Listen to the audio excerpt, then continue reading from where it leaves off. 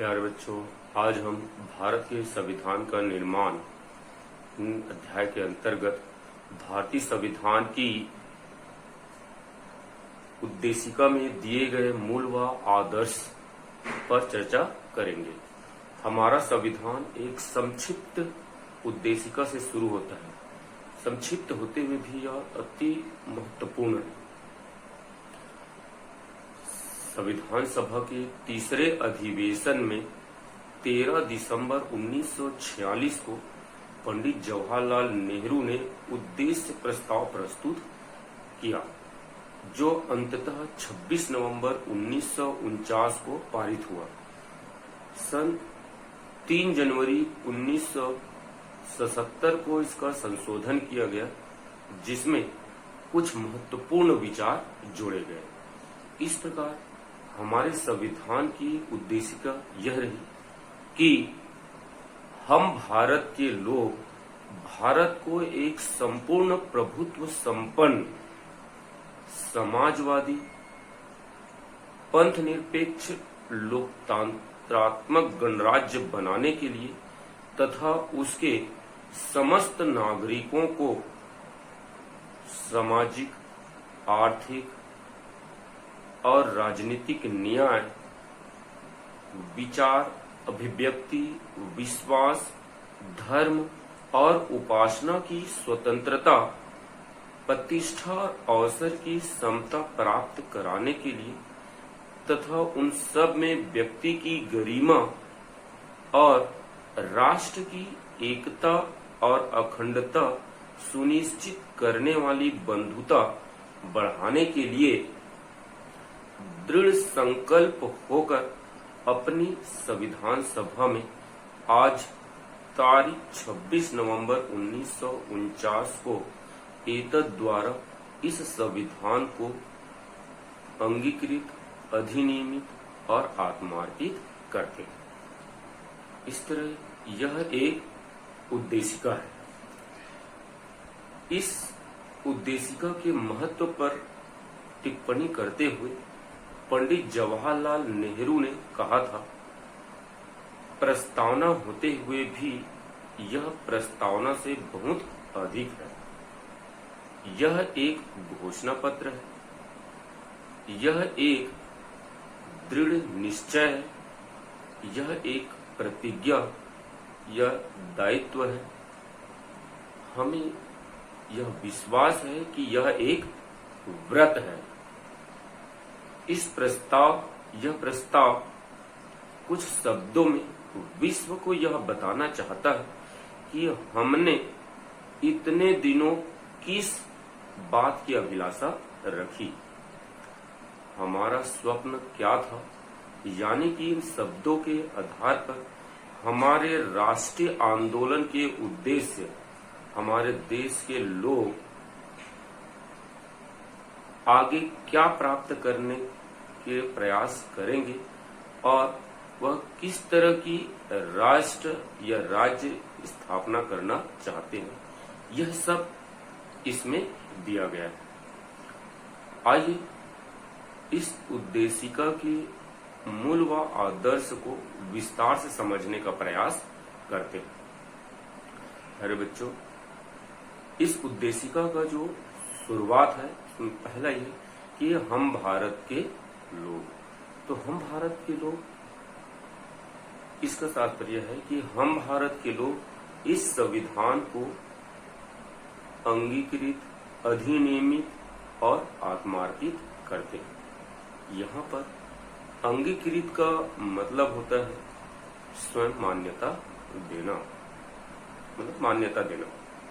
अधिनियमित कानून का स्वरूप देना और आत्मार्पित अपने आप को देना। इस संदर्भ में डॉक्टर अंबेडकर ने के शब्दों में कि प्रस्तावना से यह बात स्पष्ट हो जाती है कि संविधान का आधार जनता है। इसमें निहित प्राधिकार या प्रभुत्व सब जनता से प्राप्त हुए। इस तरह जनता के माध्यम से ही यह संविधान, या यूं कह सकते हैं कि राज्य के लिए यह संविधान बना हुआ है। इसी शब्द के उद्देशिका का आगे आता है प्रभुत्व संपन्न। इसका आशय यह है कि किसी बाह्य शक्ति से स्वतंत्र सर्वोच्च शक्ति है। यह किसी बाह्य शक्ति से स्वतंत्र और सर्वोच्च शक्ति है, चाहे विदेश नीति हो क्षेत्र में हो या आंतरिक नीति में। जनता का राज्य स्वनियंत्रित और स्वतंत्र है। इसका यह भी तात्पर्य हो सकता है, या यूं कह सकते हैं कि यह इसका उद्देश्य किसी अन्य शक्ति इस पर हस्तक्षेप नहीं कर सकती, क्योंकि भारत एक संपूर्ण प्रभुत्व संपन्न राज्य है। आगे है इसी में समाजवादी इस अवधारणा को 1977 में जोड़ी गई।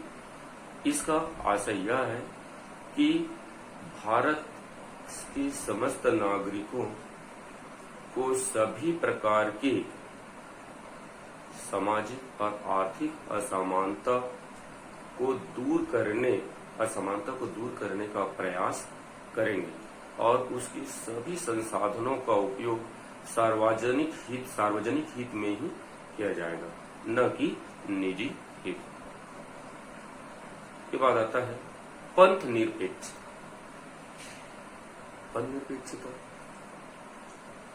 इसका आशय यह है कि भारत किसी विशेष धर्म या पंथ के आधार पर नहीं चलता, न ही इसका झुकाव किसी धर्म या पंथ की ओर प्रति हुआ, और न ही किसी के साथ किसी धर्म के आधार पर भेदभाव किया जा सकता। यहाँ ऐसे भी मान्यता है क्योंकि भारत में विभिन्न लोग अनेक धर्म और पंथ में आस्था रखते हैं। कई लोग ऐसे भी होते हैं जो किसी भी धर्म में विश्वास नहीं रखते, अर्थात नास्तिक होते हैं। तो हम किसी भी व्यक्ति को किसी भी धर्म के लेकर उस पर दबाव नहीं डाल सकते कि वह इस धर्म को माने। वो तो उसकी स्वतंत्रता के ऊपर है कि वह उसको मान भी सकता है और नहीं भी मान सकता है। हम किसी भी व्यक्ति को धर्म के आधार पर या पंथ के आधार पर उस पर दबाव नहीं डाल सकते कि उसे इस पर ऐसा करना चाहिए। पंथ निरपेक्षता का यह भी अर्थ निकाला जाता है कि एक बहुधर्मी बहुपंथी समाज में के नागरिक अपने हितों के लिए वह अपने धर्म में आस्था रख सकता है, साथ ही साथ वह किसी दूसरे धर्म के प्रति भी सम्मान और सद्व्यवहार करेगा। क्योंकि उसे अपने धर्म के प्रचार के समय किसी दूसरे धर्म की विरोध या उसको दुष्प्रचार नहीं करना है। कहने का मतलब ये है कि प्रत्येक व्यक्ति को अपने धर्म के साथ साथ किसी दूसरे धर्म के भी आदर और सम्मान करना है। इसके बाद आता है लोकतंत्रात्मक। वास्तव में भारत की जो प्रजातंत्री शासन व्यवस्था है वह जनता से उत्पन्न हुई। इसमें चुनाव के एक निश्चित अवधि में चुनाव के माध्यम से प्रतिनिधि का चयन होता है। जो चयनित जनप्रतिनिधि है वह जनता के प्रति कानून के अनुरूप उत्तरदायित्व पूर्ण कार्य करता है। साथ ही साथ वह इन नियमों के आधार पर ही अपने दायित्वों को पूर्ण करता है। तो इस तरह यह एक लोकतांत्रिक शासन प्रणाली यह निर्मित हुई है, या यूं कह सकते हैं कि हमारे संविधान की उद्देशिका में लोकतंत्र शब्द के अर्थ यही निकाला जा सकता है। इसके बाद आता है कि समाजवादी पंथ निरपेक्ष लोकतंत्रात्मक गणराज्य। तो गणराज्य क्या है? इसका तात्पर्य यह है कि कोई व्यक्ति वंशानुगत न होकर वयस्क मताधिकार के माध्यम से चुना गया हो। जैसे कि हमारे देश या योग सकते भारत और पाकिस्तान की जो राष्ट्रपति है वह वंशानुगत नहीं होता है, बल्कि वह लोगों के द्वारा चुने हुए जनप्रतिनिधियों के माध्यम से चयन किया जाता है। इसके अलावा कई देश ऐसे भी हैं जहां वंशानुगत राज परिवार के सदस्यों को ही मुखिया बनाया जाता है, उन्हें गणराज्य नहीं कहा जा सकता। इसके बाद है आर्थिक, सामाजिक, आर्थिक और राजनीतिक न्याय। न्याय से तात्पर्य यह है कि किसी व्यक्ति का अधिकार या हक जो उसे मिले, इसका अगर किसी व्यक्ति का या शासन उसका उल्लंघन करता है तो उसे न्याय मिलना चाहिए। ऐसे में गणराज्य का दायित्व हो जाता है कि वह उस व्यक्ति को न्याय दिलाए, चाहे राजनीतिक विचार, जाति, लिंग आधार के बाद अगर लिंग के आधार पर भेदभाव किया जाता है तो गणराज्य का ही दायित्व हो जाता है कि ऐसे में उसके अधिकारों को उसे दिलाए, ऐसी वातावरण परिस्थितियां निर्मित करें कि या जिसके कारण उन्हें उनके खोए हुए अधिकार मिल जाए। आगे आता है विचार, अभिव्यक्ति, विश्वास, धर्म और उपासना की स्वतंत्रता। स्वतंत्रता का कहने का अर्थ यह है कि व्यक्ति अपने अभिव्यक्त करने की स्वतंत्रता हो और अपने जीवन जीने की स्वतंत्रता उन्हें यहाँ संविधान के माध्यम से मिला हुआ। पर भारत के हर व्यक्ति को खुद सोच और विचार कर सकते हैं, उसे किसी भी विचार को मानने न मानने, धर्म को मानने न मानने, उस तरीके को मानने या न मानने, उपासना करने या न करने जैसी बातें नहीं है। इसके लिए कोई अनुचित पाबंदी नहीं लगाई गई है। हाँ, एक शर्त यह है कि उसके इस कार्य से किसी दूसरे व्यक्ति के अधिकारों की स्वतंत्रता का हनन न हो, बस यही ध्यान रखना है। इसलिए इसमें विचार, अभिव्यक्ति, विश्वास, धर्म और उपासना की स्वतंत्रता की बात यहाँ पर रखी गई है। इसके बाद आता है प्रतिष्ठा और अवसर की समता। यहाँ पर दो तरह की समता की बात कही गई है, जो प्रतिष्ठा और अवसर। प्रत्येक व्यक्ति, प्रतिष्ठा मतलब होता है सम्मान। अगर प्रत्येक व्यक्ति की अपना सम्मान होता है, अगर यह उन्हें मिले, जैसे हमारे सदियों से हमारे यहाँ प्रथा चली आ रही है कि पितृसत्ता जो पूर्वजों की जो उसके आधार पर उनकी ही सम्मानता होती थी। और पहले ही देखो कई ऐसे भी व्यक्ति थे जिन्हें अप्रेष्य मानकर उनके साथ भेदभाव किया जाता था। तो इस तरह की असमानता को दूर करने के लिए ही प्रतिष्ठा और अवसर की बात यहाँ पे रखी गई है। इसके लिए दो तरह के कदम उठाए गए या दो प्रकार की बातें यहाँ कही गई, जिसको हम यहाँ समझने का प्रयास करेंगे कि कानून के माध्यम से किसी भी व्यक्ति को, चाहे अमीर गरीब कैसे भी हो, वह उनके लिए सबके लिए एक ही समान कानून है। दूसरी बात, किसी भी व्यक्ति को भाषा, जाति, लिंग आदि के आधार पर वह भारत के किसी सार्वजनिक पद के लिए योग्य, अगर वह योग्य रखता है तो वह उसे मिल सकता है।